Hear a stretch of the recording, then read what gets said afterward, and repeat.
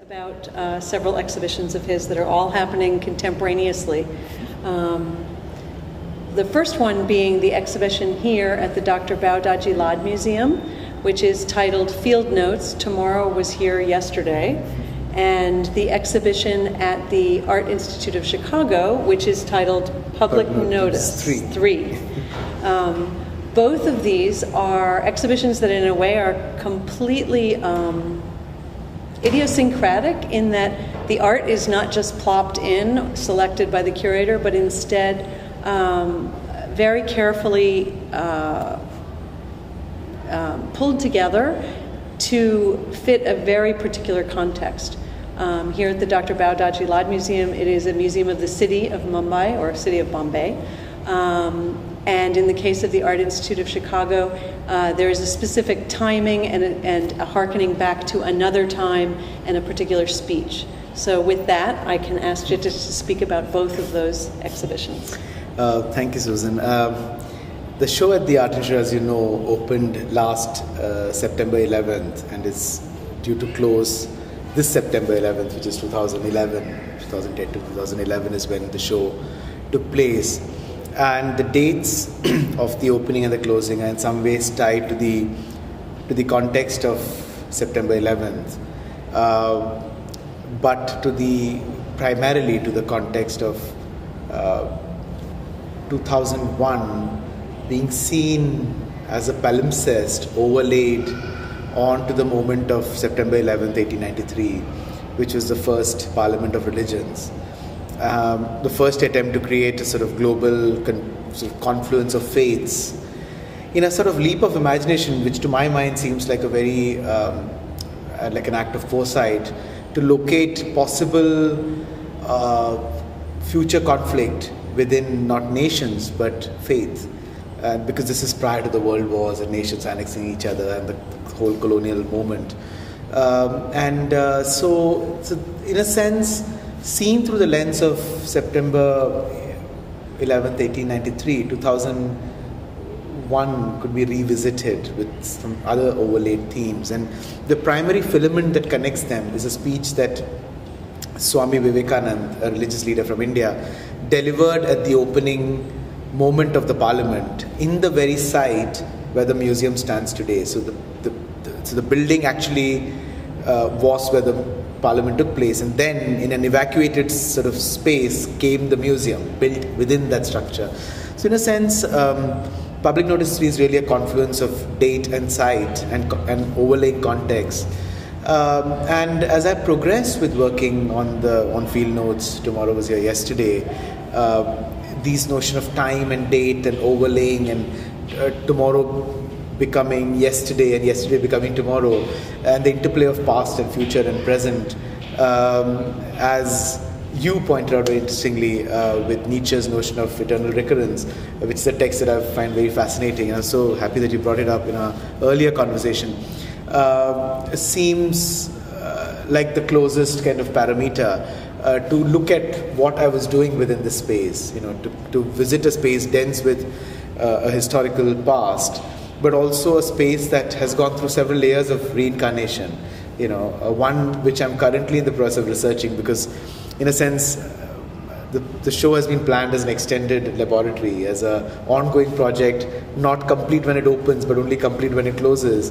So I keep coming back to the library here, and the prehistory of the museum has been very interesting for me. The year of the mutiny, which is when the first museum opened, not in this space but in another site, but also the recent rejuvenation of the museum, undertaken in a way that is unprecedented in India and sees a completely dead space come alive and reincarnate and become accessible to the public again. And in that short story of rebirth, I could find several themes in a space which is even otherwise pretty lush with imagery, context, history, right from the cabinet of communities to the cabinet of cartography, to the history of cities trade, to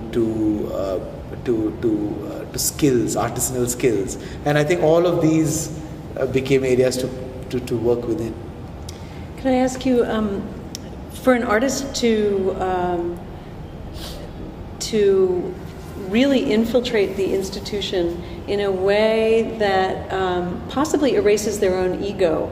I'm wondering if you could talk a little bit about that, because in both of these exhibitions, you've done things in places that you might not even necessarily notice that it's a work of art, and it's not necessarily even always part of your artistic vocabulary. You've stretched outside of your normal practices in a way that is almost ego-less.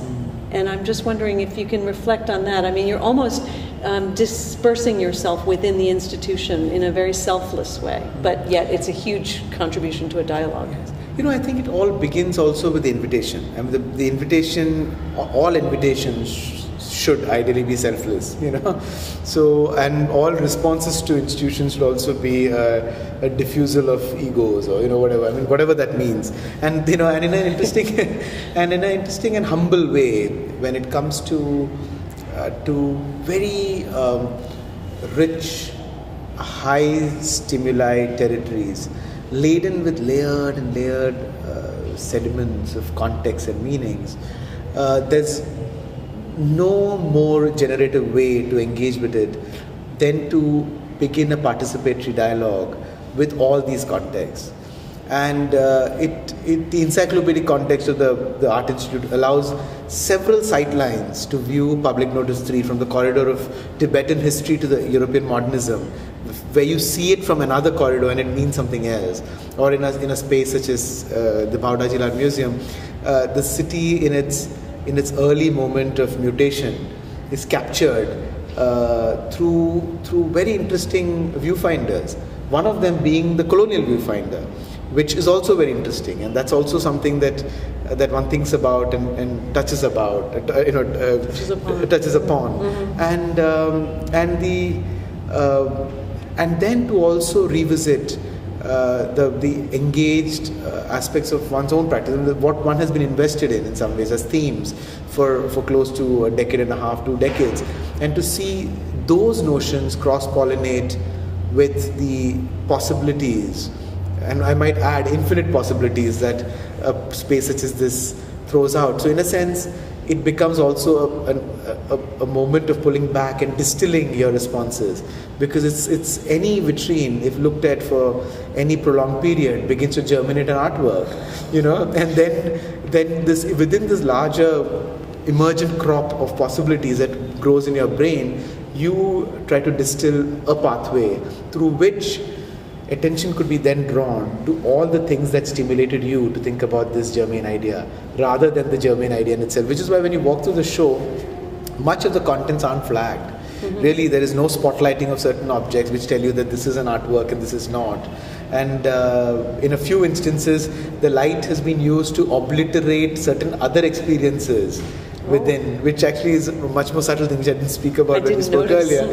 But so in a sense, the act of illumination, unless necessary to the work in a certain way, has even been avoided. So in a sense, there's no flagging of positions. No, it's like we were saying before, it's like it's like a treasure hunt, stumbling upon things, wondering curiously what they are. Are there always labels though? To say, like, the labels, for instance, in this room, the labels are in the same form as the labels for the Deen Dayal photographs, etc.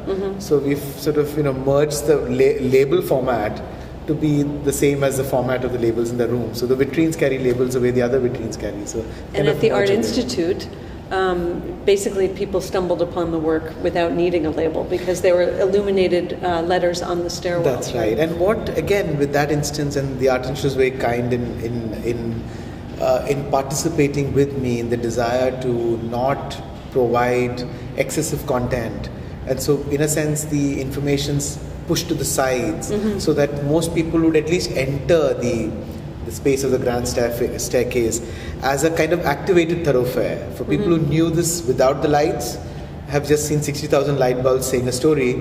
For those who didn't know it, they've confronted as probably always having been there in the space between steps. I mean, if they do imagine that it was always there. That. So in a sense, the context is sort of unraveled slowly, sometimes in the corridors, etc. So it's not the first thing you read as you come in, I just want to mention the curators of both of those shows are Dr. Madhuvanti Ghosh at the Art Institute of Chicago, and here Tasneem Zachariah Mehta. And these collaborations would not have happened without the constant conversation that we've had. Yeah. So thank you very much. You.